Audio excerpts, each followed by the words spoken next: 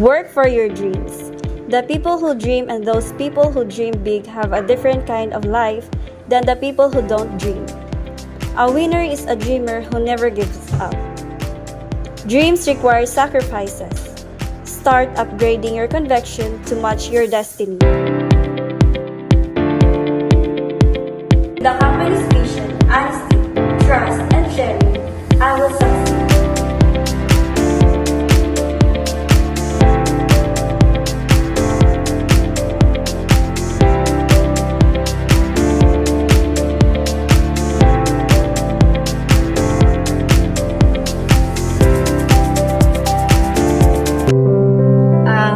Ako pala si Nikki Kiel, 28 years old.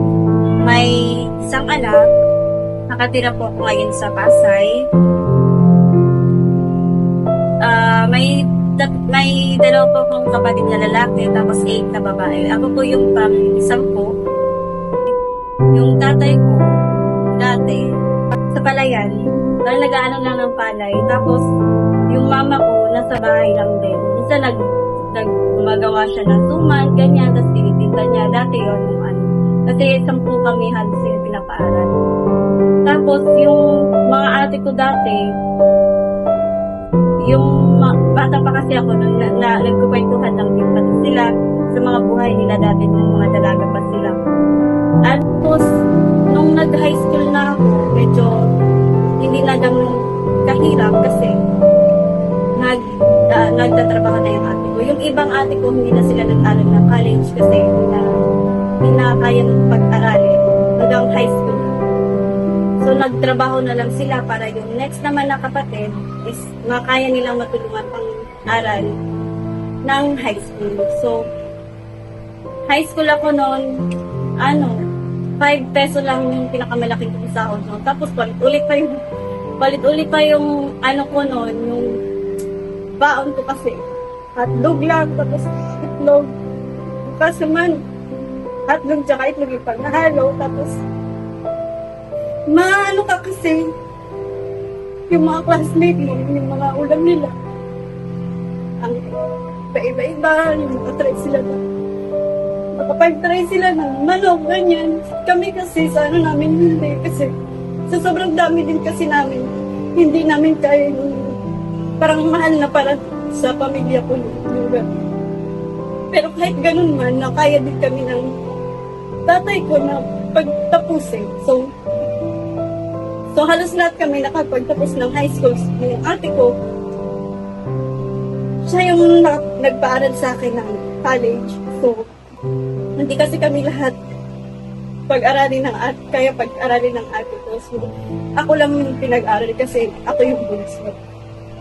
So, nung pinagtapos niya na ako ng pag-aaral, nag-college na ako nung siya nasa ibang bansa na. So, kahit may anak na siya noon, pinag-aaral niya pa rin ako. Kahit sobrang hirap kasi yun yung pangako. Kasi yun sabi ng tatay ko noon na pag-aralin ako bago siya namatay. Pag-aralin ako kahit ng college. So, yung ate ko, nagsikap siya para matupad yung sinabi ng tatay ko na pag-aralin ako makapagtapos ng college. Ngayon yung tatay ng anak ko, ayun yung tatay ng anak. Nakilala ko siya, taga first floor lang din, second floor lang din siya nitong upahan namin. Tapos hanggang sa nag-decide kami na parang mag-dating kaming dalawa. So hanggang doon na pumasok yung nabuntis ako ng hindi naman namin ginusto. So nabuntis ako ng sobrang aga na hindi pa namin pinagplanuhan. Tapos nung nabuntis na ako, akala ko kasi yung una, parang mahal ka, ganun. Tapos, nung nabuntis na ako, doon na nag-start na. Iyak na yun. Kasi hinahayaan ka lang mag-isa sa bahay, tapos iniwan ka lang. Tapos, noong time na yun, bigyan ka lang ng 20 peso para lang pamasahe papunta dito sa bahay ng ate ko. Dito na daw ako kumain. Tapos para ako nagsiself-pity nun kasi nung the time na nag-work pa ako kasi na nakukuha ko yung lahat ng gusto ko, nabibili ko lahat ng gusto ko nung time na nag-work pa ako. Tapos biglang naging ganun yung buhay ko. Which is una pa naman, ayaw ng ate ko dun sa tatay ng anak ko. Pero hindi kasi ako nakinig. So, sinunod ko pa rin yung gusto ko. Yun yung time na, nang nanganak na ako, 8 months lang ako, pinanganak ko yung baby ko. Tapos, hindi pa, yung pagpanganak ko pa sa kanya, sumakto din na COVID, sakto talaga kasagsagan ng COVID, 2020. Tapos, nung pinanganak ko siya, yung time na matagal siyang lumabas, tapos, nung pagkalabas niya, maya-maya, mga ilang minuto, nawalan siya ng, nangitim na lang siya bigla, tapos nawalan siya ng buhay. Tapos, pagtingin ko dun sa anak ko, para na siyang, as in, wala na talaga siyang buhay. Tapos, tinitignan na lang nila, tapos sine-check na lang nila kung may pulso pa.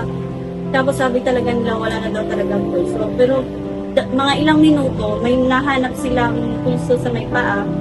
So, parang in-injection na nila doon. Doon nila na-revive yung anak.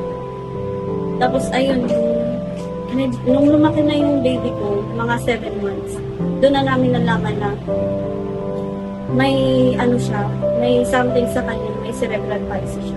Nung una, hindi pa namin alam kung ano yung sakit na yun kasi hindi pa namin pina-check up. Pero hindi niya kasi nadadampot yung mga ano, tapos yung mga katawan niya, hindi pa ganun ka-strong, hindi pa rin siya makapunan sa sarili niya. So, nag-decide kami na ipa-check up namin siya.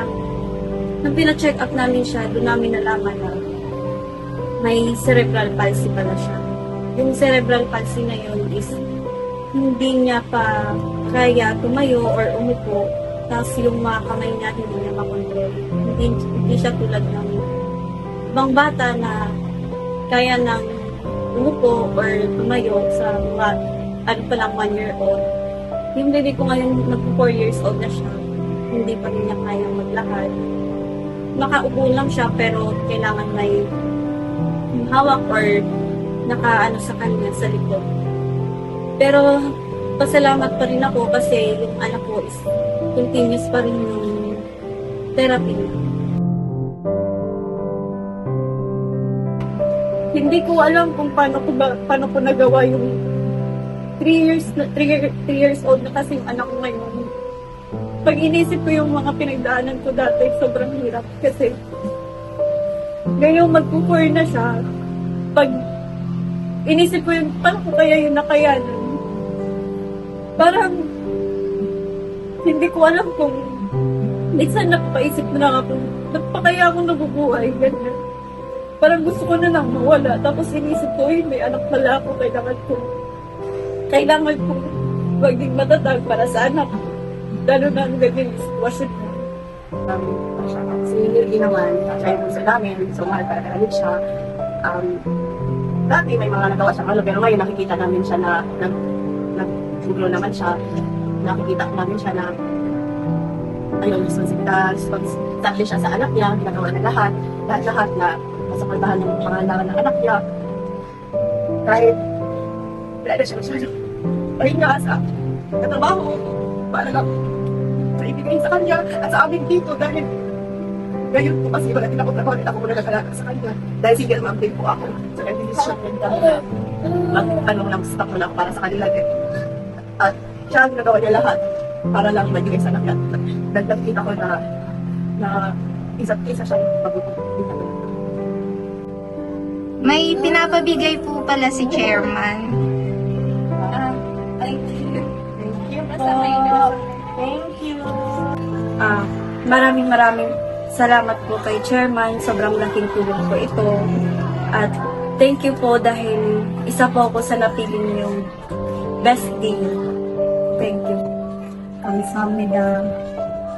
Redwood opens the door for everyone who has a dream. No choice of state in life. Everyone is given an opportunity as long as the intention is good and heart desires.